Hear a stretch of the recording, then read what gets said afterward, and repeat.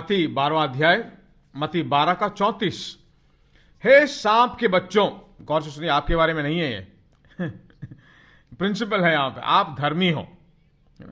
हे सांप के बच्चों, तुम बुरे होकर क्यों कर अच्छी बातें कह सकते हो, क्योंकि जो मन में भरा है वही मुंह पर आता है। कैसे बोलेंगे?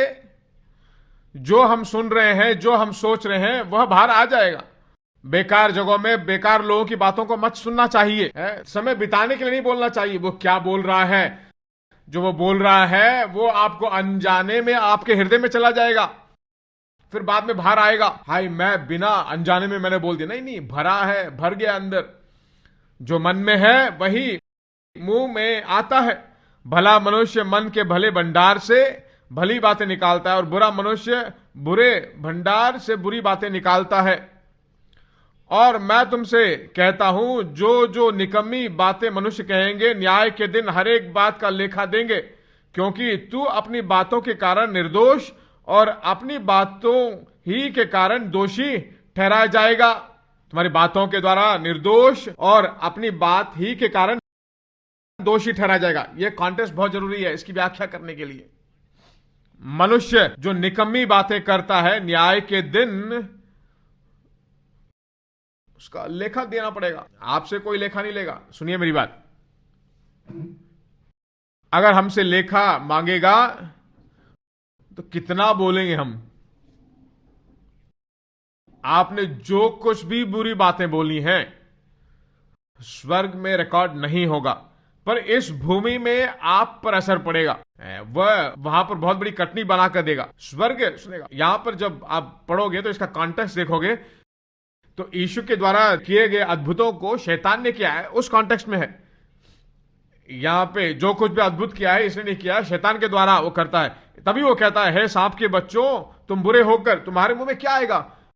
मनुष्य जो बुरी बातें करते हैं और उसके द्वारा न्याय होगा, और न्याय के दिन अगर तुम यीशु परमेश्वर नहीं है तो उनका न्याय होगा।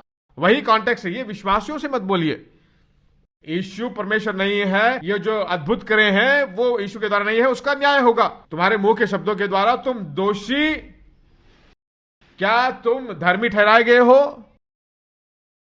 कैसे? यीशु मेरा धर्म है, यीशु ने मुझे धर्मी बनाया है, उसके लहू के द्वारा मैं धर्मी बनाया गया। मुंह खोलकर आपने बोला है, और उस वचन के द्वारा स्वर्ग ने आपको धर्मी जज कर दिया है। क्या बोला आपने? क्या सूली पे गए, लहू बहाया आपने, मुंह खोलकर आपने बोला, इतना बड़ा बदलाव आ गया हम में।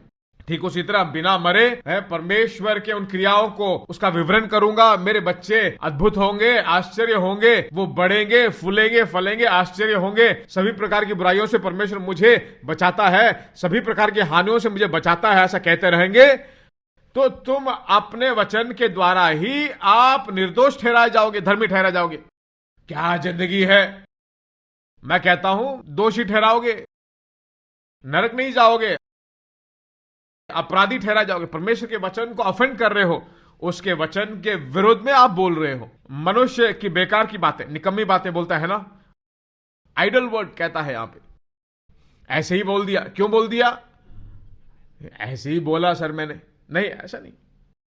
ये जो आइडल वर्ड है, प्रभु जब सिखाता है, दाख की बारी में जब काम करने के लिए मजदूरों को भेजता है ना, तब कुछ लोग ऐसे ही बेकार में बैठे थे ना, उनको भी आइडल ही कहा गया है।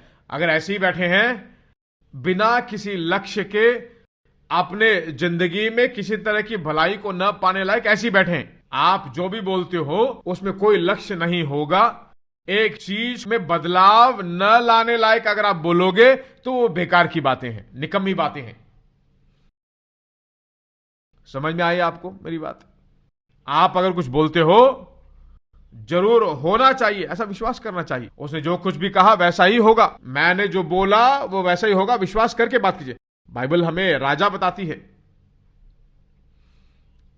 उसी के साथ हम राज करेंगे, सदा उसी के साथ राज करेंगे। उसके लिए ट्रेनिंग, यह ट्रेनिंग पीरियड है। बीमारी को देखकर बोलिए, दरिद्रता को देखकर बोलिए, गरीबी को लेकर बोलिए, यहां बोलना है। जीभ के द्वारा हम शासन करते हैं, काबू में रखते हैं, शासन करते हैं।